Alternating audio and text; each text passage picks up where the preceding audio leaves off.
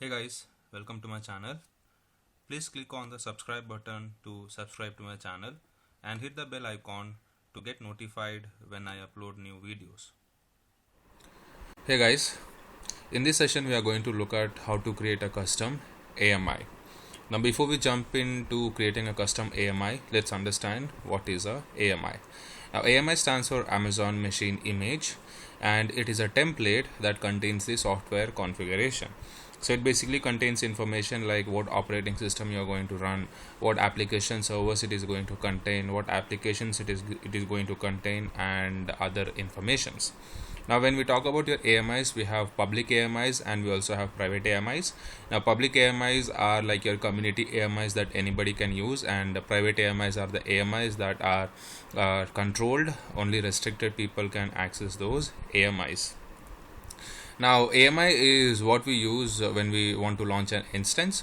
So AMI provides the information required to launch an instance, which is nothing but a virtual server in the cloud. Now when you launch an instance, you specify the AMI, and from a single AMI you can launch any number of instances as you need, and also you can launch instances from any number of AMIs that you need. Now your AMI includes the following. It contains a template for the root volume for the instance, like your operating system, application servers, and applications. It also consists of your launch permissions, that is who can use the AMIs to launch the instances. And finally it contains a block device mapping that specifies the volumes to attach to the instance when it is launched, that is which volumes should be attached to the instance. All that information it contains. So let's look at an example for this. So here is my EC2 dashboard I have. I'm going to quickly launch an instance over here. Now when we talk about your AMIs, now most of the time they are based out of your a base image. So here I'm going to use this Amazon Linux 2 AMI. So this contains the latest software packages through Extra. So it consists of GCC, glibc. Similarly, if you go with this AMI, it consists your command line tools, Python, Ruby, Perl, Java. It also consists of your Docker, PHP, MySQL, Postgres. So likewise, it will contain your configurations, and it also contains your OS information. So in this case it will have your Red Hat OS, in this case it will have your SUSE OS, and likewise you can choose. So let's quickly launch an instance here. So I'm going to add my storage, my tag. So let me call this as Linux server, and my security group. Then we'll review and we will launch this server. Now my server is coming up. Now what we will do is we will use this as my base image. So whatever the AMI we have selected here, we are going to use this as a base image, and we are going to create a new AMI out of this server. So we are going to make some changes. All the packages that I need within my AMI, I'll be installing all those packages, and I'm going to create a new AMI. Now let's check the status of this. So this is running. So let me connect to this server. So I'm using the SSH command. I'll connect to this server. Okay, so yeah. So let me connect to this. Sorry. And let me become the root user. Let me quickly update my machine. So this will apply any updates. If there are any updates, it will apply those updates. Now as an example over here, we are going to install Apache HTTPD, and let's go to my var www.html, and let's create a file. So this is a file from the base image, and let's write this to the index.html file. So here my file is created. Let's also install, let's see, we will install MySQL. So MySQL, then let's install. So likewise, whatever packages you need, you can install. Let's also install Docker in this. So we'll say install Docker,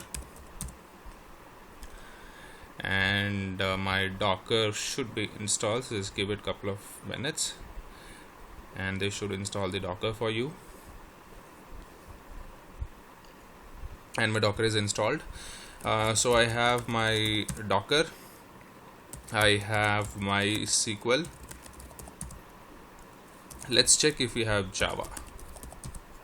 So I don't have Java, so let's install Java also. So install Java will install the Java for me.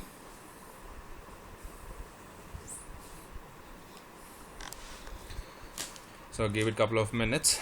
This should install the Java for your in your machine. So now what we are going to do is, so whatever the packages we have installed, we are going to create an image based out of this existing server that we have, and then we are going to create a custom image out of that, and we are going to launch a new instance from that AMI. So here I have done few operations in the servers. Now to create your AMIs, you should first take a snapshot of your volumes. So in the previous class we covered your taking the snapshots of your volumes. So here is my volume, and take your snapshot. So here you can go to actions and create a snapshot. Now the recommended way is, before you take a snapshot, the recommended way is to stop your server and then take the snapshot. This is to maintain the data integrity of your server, so that you don't lose any data when you're taking the backup of your data. So let me stop this server. So here I'm going to stop this. Now remember, here we are using EBS volumes, and if you remember, with your EBS volumes your data is not lost when you stop the server. If it is your instance store volume, then the data will be lost if it is your if you're stopping your server. So here this will take a couple of minutes, so let's wait for this to change to stopped status, and then we should be, so now here my instance is in the stopped status. We'll go to volumes, we'll select our volume, go to actions and click on create snapshot. Let's give a name to this. So let's say custom snapshot, snapshot. Let's give a name and let's say custom snapshot, and we will create the snapshot. So this will create the backup of my data. So here if I go to the snapshots, here my snapshot is being created. Now that should be sufficient. You can go and start your server now. We have the backup now. Just make sure that your snapshot is in the available status.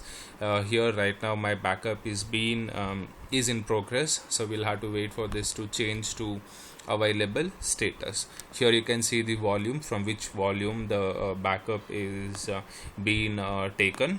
So depending on the data, this may take time, so let's wait for this to complete. Okay, so this took me some time, but my snapshot is completed. Again, depends on the volume of data that you have in your volumes. So my snapshot is created. Now we'll go and restart this server. Now it's up to you whether you want this or not. Now we no longer need this, but just for the sake of the example, I'm just starting this again. Now once you're done taking the snapshot of your volumes, you can go to actions and you have this option create image. So this is how you can create your custom image based out of your volumes. So click on create image, give a name to this. So this is my custom AMI. You can give your description. The rest of the values will remain the same. So from which snapshot you're creating this volume, AMI, sorry. So here is the snapshot ID, what is the volume, how much volume you want, your architecture, all those information. So these are default values.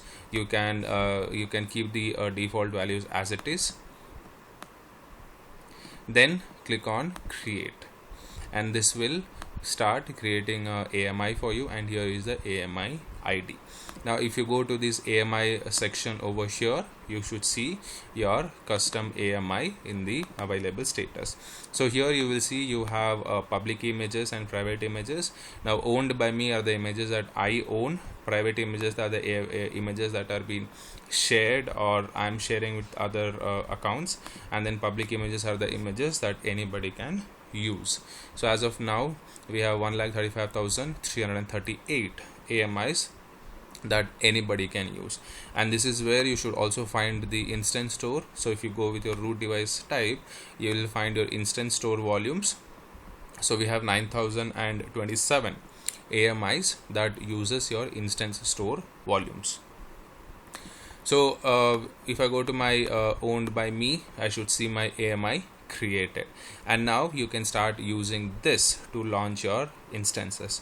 You can either use this option, or you can also go to launch instance, and here when you go to my AMIs, you should find your AMI that you have created. So this uses your EBS, who is the owner, all that information will be available here. So let's launch this instance using the custom AMI that we have created. So we'll add my tags. So we'll give a name to this. Oops, sorry. So we'll give a name to this, and let's say custom AMI server, and you can add your security group, review and launch, and then launch the server.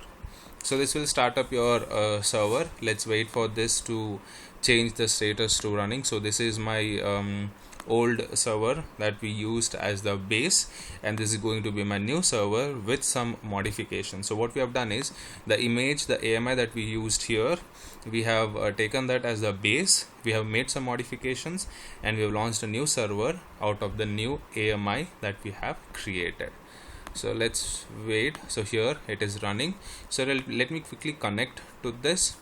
So here let me just run the SSH command, my server IP address, and let's connect. Just give it few minutes. Okay, so yes, and I should be connected to the new server. So this is my new EC2 instance that we have launched. Now let's verify. So if I go to my var www HTML folder, there is my index.html, and if I read this, there is my content that we did in the other server.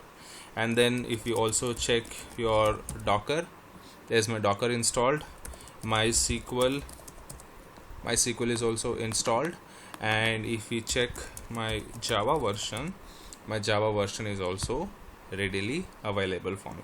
So whatever operations we did on the other server, on the other image, it is available. So what we have done is, we have taken a base image, we have made some modifications, and we have created a new custom AMI out of that base image, and then I'm launching the server using the custom AMI. Now this is how you create your custom AMIs. You can take a base image, you can make modifications on that, and you can start launching the servers using the custom AMIs. So that's what we have for this session, creating your custom AMIs. In the next session we will cover your networking and security, your security group Elastic API. So we will cover all these sections in the next session. So that's all I have for this video. I will see you in the next video.